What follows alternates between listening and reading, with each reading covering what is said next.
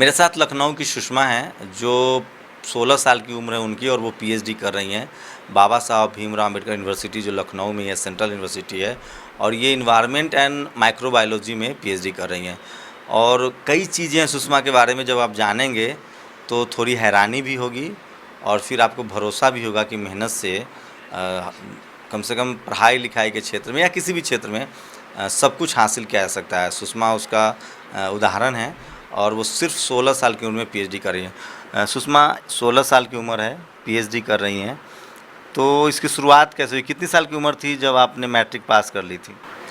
इसकी शुरुआत हुई थी जब मैं बहुत छोटी थी। मैंने इंस्पायर हुई थी मैं अपने भैया से। मेरे भैया ने भी 9 ईयर्स के एज में हाई स्कूल पास आउट हैं वो, तो उन्हीं की बुक्स रखी रहती थी घर पे, तो उनसे गाइडेंस लेके मैंने घर पे ही पढ़ाई की। और जब मैं 4 ईयर्स की हुई तब मेरा एडमिशन डायरेक्टली 9th में हुआ था। एक टेस्ट लिया गया था, उसके बेसिस पे फिर मेरा एडमिशन हुआ। मैंने अच्छे से पास किया उस टेस्ट को। फिर मेरा जो 9th है वो 5 ईयर्स में कंप्लीट हुआ, 5 में एडमिशन हुआ था, 6 में कंप्लीट हुआ और 7 ईयर्स में मेरा 10th कंप्लीट हो गया था। दाखिला लिया और 1-2 साल पढ़ाई की और सीधे मैट्रिकुलेशन का एग्ज़ाम दे दिया। हाँ जी, फर्स्ट से 8th तक की क्लासेस मैंने स्किप की है और घर पे ही सारी पढ़ाई हुई थी। जैसे मैंने अभी आपको बताया, भैया ने भी 9 ईयर्स की एज में 10th पास किया था।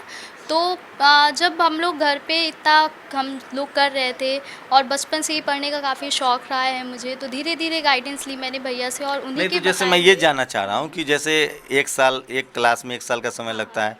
मैं पहली क्लास में हूँ, दूसरी क्लास में हूँ, तीसरी क्लास में हूँ, तो 3 साल। तो आपने जब आप 6 साल की उम्र में स्कूल जाती हैं, 9 साल की उम्र में मैट्रिक पास करती हैं, तो 3 साल का समय हुआ। तो वो सारी किताबें जो 1 क्लास से लेकर 10 तक है, वो आपने पढ़ी हैं या वो आपने ज़रूरी नहीं समझा? वो आप जो सीधे 10वीं क्लास के मतलब जो क्वेश्चन है उसको आप सोल्व कर रही थी? जी, मैं वही बता रही हूँ, जो फर्स्ट से 8th तक की क्लास की बुक्स हैं, किताबें हैं, वो मैंने घर पे ही पढ़ी हैं। मेरे भैया ने भी प्राइवेटली 10 दिया है, तो उन्होंने भी घर पे ही पढ़ाई की है और मैंने उनकी गाइडेंस से सारी किताबें घर पे ही पढ़ी। और इवन मेरा जो था वो मैं 10th देना चाह रही थी डायरेक्टली, लेकिन हम लोगों ने जब परमिशन मांगी थी तो रिटन जो आया था वहाँ से आंसर एप्लीकेशन, तो उसमें ये था कि आपको सबसे पहले 9th में रजिस्ट्रेशन कराना ज़रूरी है। तो इस वजह से फिर जब मैं 5 ईयर्स की थी तब मेरा 9th में रजिस्ट्रेशन हुआ और फिर 7 ईयर्स में मेरा 10th कंप्लीट हुआ। और 10+2? 10+2 मेरा 2010 में हुआ है, जब मैं 10 साल की थी। तो साइंस से? हाँ जी, साइंस से।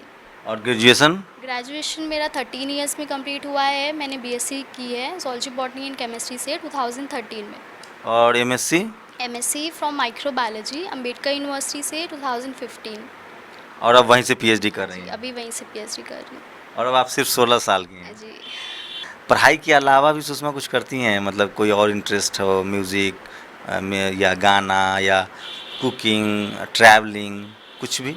हाँ, कई सारी हॉबीज़ हैं और आई थिंक कोई दिन भर फ्रॉम मॉर्निंग टू इवनिंग कोई भी लगातार पढ़ नहीं सकता है, तो मेरे भी शौक़ हैं, कुकिंग है और फोटोग्राफी है, म्यूज़िक सुनना है and everything related to music. और यही सारा स्केचेस बनाना, ड्राइंग करना कभी-कभी, और लैपटॉप पे मोस्टली मैं अपना वक्त बिताना पसंद करती हूँ। मैं सोचता हूँ कि जो पीएचडी कर रहे होते हैं वो बहुत ज़्यादा मैच्योर होते हैं और उनको नीचे की पढ़ाई, जैसे मुझे लगता है कि जब आप 10+2 में जाते हैं तो 6ठी क्लास की पढ़ाई आपको आसान लगती है। तो अब जब आप पीएचडी कर रही हैं तो बाकी जितनी नीचे की पढ़ाई थी वो सब एकदम आसान लग रहा होगा? हाँ, एक लेवल होता है, आप 10 पे आते हैं और आप जैसे बढ़ते जाते हैं उतना स्पेसिफिक होता जाता है, तो आपको उस चीज़ में ढलना होता है। जैसे मैंने बीएससी की थी ज़ूलॉजी बॉटनी केमिस्ट्री, और फिर जब मैं एमएससी में आई तो मुझे सब कुछ जैसे ज़ूलॉजी बॉटनी चीज़ को पीछे छोड़ना पड़ा। तो एमएससी में जब मैं आना चाह रही थी तो मेरे पास 4-5 ऑप्शंस थे।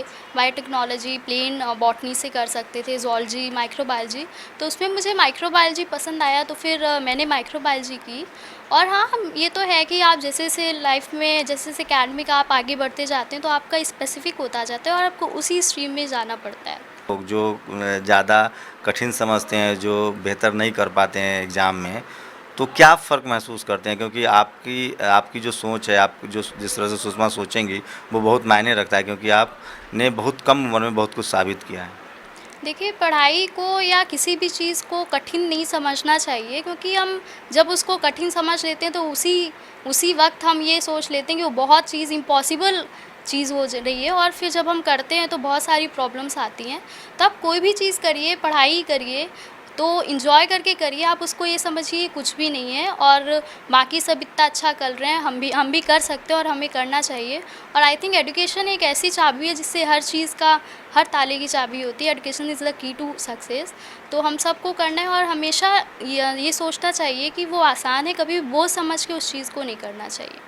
तो सुषमा, आपके बारे में पूरी दुनिया में चर्चा है, आप जापान भी गई हैं, भारत के अखबार भरे पड़े हैं, तो कभी इन सब चीज़ों का भी दबाव रहा कि कोई टीवी वाला आ गया, कोई अखबार वाला आ गया, बहुत सारे के सवाल पूछ रहा है, तो कभी कोई गुस्सा भी आता होगा? नहीं, ऐसा गुस्सा नहीं, बात करना, देशवासियों से इंटरेक्ट करना तो एक अपने आप में अलग बात है। लेकिन कभी-कभी जैसे इन बिटवीन कभी एग्ज़ाम्स होते थे या कुछ भी होता था, तो अचानक से सब लोग और इंडिविजुअली पूछते थे, थोड़ा-सा ऑड ज़रूर फ़ील होता था, लेकिन इट्स ओके। तो अगर मैं इस लिहाज से पूछूं कि पढ़ाई बहुत मुश्किल नहीं है, आपने कहा कठिन नहीं है, आसान है, तो कोई घंटा जो ड्यूरेशन लोग तय करते हैं, बहुत सारे लोग कहते हैं कि मैं इतना घंटा पढ़ती हूँ, मैं इतना घंटा पढ़ती हूँ, घर वालों का भी दबाव होता है, तो उस तरह से क्या घर वालों का कभी दबाव रहा, ये कभी घंटे का दबाव रहा, या चूँकि आपके घर में भैया बेहतर कर रहे थे तो उसका कभी दबाव रहा? देखिए, जो है मैं अपनी पढ़ाई बताती हूँ, मैं घंटों में पढ़ाई नहीं करती हूँ, और मैं टाइम टेबल कभी भी फॉलो नहीं कर पाई आज तक। और आई थिंक कि वी आर नॉट रोबोट्स, हम नहीं है कि हम टाइम में डिवाइड हो सकते हैं, और जो अगर फॉलो कर रहे हैं तो that's a good thing, but मैं कभी नहीं कर पाई हूँ। हाँ, एक रूटीन ज़रूर रहता है कि आपको मॉर्निंग से क्या करना है, फिर इवनिंग में क्या करना है, और मैं शाम को आती हूँ तो घर पे पढ़ाई करती हूँ। और दबाव तो देखिए, आप अगर किसी चीज़ को दबाव समझ के करेंगे, वो आप पे डिपेंड होता है कि आप उसको दबाव समझ के कर रहे हैं या एंजॉय होके कर रहे हैं। तो मैंने कभी भी किसी चीज़ को दबाव नहीं समझा है, मैंने एंजॉय होके किया है। छोटे शब्दों में कहें तो लोग कैसे अपने आप को तैयार करें कि जो उनको मज़ा आने लगे पढ़ाई में और वो बड़ा आसान सा लगे? देखिए, किसी चीज़ को करने के लिए उस चीज़ को इम्पोर्टेंस पे सबसे पहले जानना ज़रूरी होता है, और अगर आपको ये रियलाइज़ हो जाएगा कि आपकी लाइफ में उस चीज़ का क्या इम्पोर्टेंस है, क्या रोल प्ले करती है, तो आप अपने आप ही उस चीज़ को करेंगे। और हर चीज़ का एक अलग होता है, पढ़ाई भी है और पढ़ाई के अलावा भी जो एक्स्ट्रा करिकुलर एक्टिविटीज़ हैं उनमें भी ध्यान देना चाहिए। तो मैं ये नहीं कहूँगी कि आप दिन भर पढ़ते रहिए, आप हर चीज़ को करिए, लेकिन आप समझिए हर चीज़ की इम्पोर्टेंस को, और हर चीज़ को अपना टाइम दीजिए। और एक सवाल बहुत ज़रूरी बनता है, जो सुविधाओं की बात होती है। मुझे लगता है कि सुविधाएं बहुत ज़रूरी हैं, बच्चों को मिलनी चाहिए हर तरह की सुविधाएं, लेकिन आपने जो कर दिखाया वो बहुत ज़्यादा सुविधाएं नहीं हैं आपके पास, आर्थिक रूप से, सामाजिक रूप से भी। और गरीबी तो मतलब एक बहुत बड़ी बीमारी है अपने देश में, जिससे करोड़ों परिवार पीड़ित हैं। तो इन सब चीज़ों का भी कभी दबाव रहा कि ज़रूरत के समय सारी चीज़ें नहीं उपलब्ध है, कॉपी कलम, कभी पैसे नहीं हैं, तो इस तरह की कभी तकलीफ़ें भी सामने आई? पहले काफ़ी सारी फाइनेंशियल प्रॉब्लम्स आती थी, लेकिन पेरेंट्स ने कभी ऐसा फ़ील नहीं होने दिया कि हाँ, आपको कॉपीज़ की कमी है, पेन्स की कमी है। तो मैं इस चीज़ के लिए अपने आप को लकी मानती हूँ। और दबाव की आपने जैसे बात की, तो दबाव तो देखिए हर फ़ेज़, लाइफ़ के हर फ़ेज़ में रहते हैं, अगर आप उसको फ़ील करते हैं तो। और अगर आप उस चीज़ को फ़ेस करके आगे बढ़ना चाहते हैं तो आई थिंक वही हमें करना चाहिए, क्योंकि दबाव फ़ील करने से उस चीज़ का सॉल्यूशन नहीं हो जाता है। तो आप तो उस सुषमा चीज़ को ऐसा लगता है कि अगर आर्थिक रूप से वो थोड़े और रिच फैमिली से होती, तो वो और बेहतर कर सकती थी? वो आज सुषमा जो वो ऑक्सफोर्ड जा सकती थी, वो कोलंबिया जा सकती थी, वो कैम्ब्रिज जा सकती थी। तो ये एक कसक है मन में कि अगर आर्थिक रूप से ज़्यादा मजबूत होता उनका परिवार तो और थोड़े बेहतर हालात होते। ऑफ कोर्स इन्वायरमेंट का बहुत असर पड़ता है। एक बच्चा जब जिस इन्वायरमेंट में ढलता है, उसी तरह से उसका परसेप्शन, एक जो देखने का नज़रिया है, उसी तरह से डेवलप होता जाता है।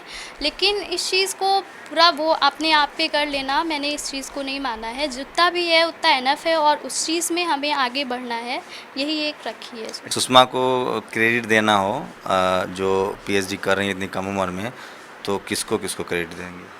जी देखिए, क्रेडिट तो सबको जाता है, क्योंकि सबने एक अपनी जगह पे रह के रोल प्ले किया है, पेरेंट्स ने, टीचर्स ने, और जो भी लोग हमसे अभी तक इंटरेक्ट हुए हैं, जो भी लोग मिले हैं। लेकिन जो एक इंस्पिरेशन का होता है, एक रोल मॉडल होते हैं, वो मैं अपने भैया को देना चाहूँगी, क्योंकि उन्हीं से मेरी शुरुआत हुई है, और उन्हीं से इंस्पायर होकर मैंने ये सब शुरू किया था। और सुषमा को पीएचडी करने के बाद क्या करना है, आगे क्या प्लान है? कुछ फ्यूचर प्लान तय किया गया है करियर को कहाँ कैसे किस तरह से ले जाना है और कैसे मोड़ देना है? देखिए, ये कोई नहीं कह सकता कि 10 साल बाद वो कहाँ पे किस फॉर्म में खड़ा खड़ा होगा। तो अभी तो मेरा यही एम है कि मैं पीएचडी अच्छे से करूँ, और अभी ये भी नहीं है कि 6 मंथ्स में सारा कुछ सॉर्ट आउट होगा। तो अभी कई सारे चैलेंजेस आएँगे, तो मैं उसको फेस करने अच्छा समझूँगी, और पीएचडी के बाद में भी मैं एकेडमिक्स में जा सकती हूँ, लेकिन ऐसा अभी कोई करियर प्लान नहीं है। तो ये सुषमा थी, सुषमा वर्मा। अ, इनकी माने तो पढ़ाई लिखाई बहुत आसान है और बहुत कम मेहनत में, मतलब रूटीन फॉलो करके रोज़ आप पढ़ते हैं तो आप भी सफल हो सकते हैं। लेकिन ये ज़रूर कहती हैं कि आपका जो फैमिली बैकग्राउंड है, चाहे वो आर्थिक रूप से हो, सामाजिक रूप से, उसका बहुत असर पड़ता है। और सुषमा के घर में चूँकि उनके भैया ने बेहतर प्रदर्शन किया था, वो काफ़ी बेहतरीन थे, बेहतरीन छात्र थे, तो उसका भी असर हुआ और सुषमा बेहतर कर रही है। पूरी जो बात है ना, वो मौके की बात है कि आपको कितना मौका मिल रहा है, किस तरह का एनवायरनमेंट मिल रहा है, किस तरह का परिवेश मिल रहा है, फैमिली सपोर्ट क्या है, आर्थिक रूप से, सामाजिक रूप से आपकी क्या हालत है, आपका प्रदर्शन उस पर भी निर्भर करता है। और मेहनत का तो कोई ऑप्शन नहीं है, जो जैसे कि सुषमा ने साबित किया है कि मेहनत तो वो करती ही हैं, लेकिन घर में इस तरह का माहौल था कि वो बेहतर करने के लिए प्रेरित हुई। कैमरामैन गौतम के साथ शंभू कुमार सिंह, नेशनल दस्तक, लखनऊ।